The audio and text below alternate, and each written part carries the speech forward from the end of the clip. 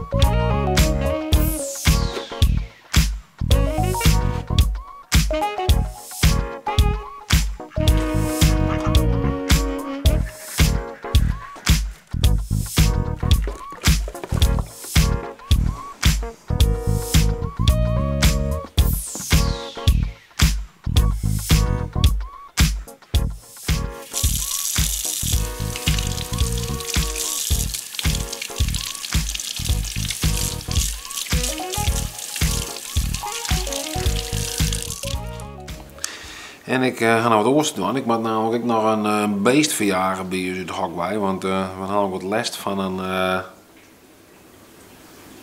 rat.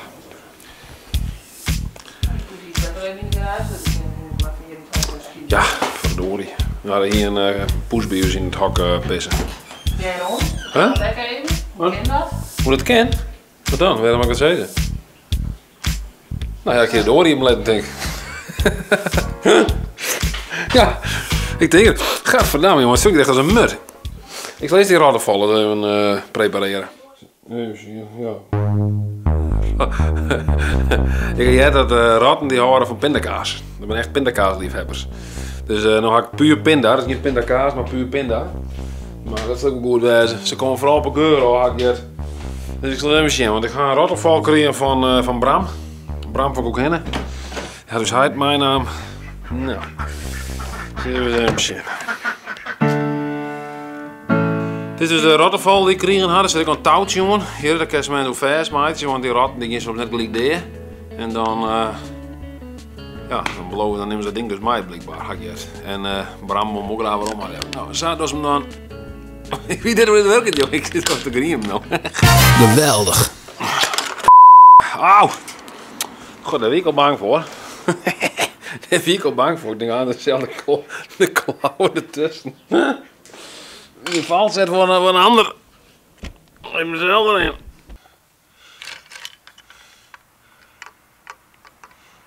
Zo, flinke portie. Zo.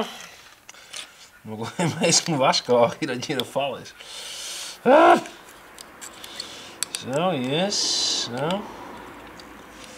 Don't let pizza on a Saturday night.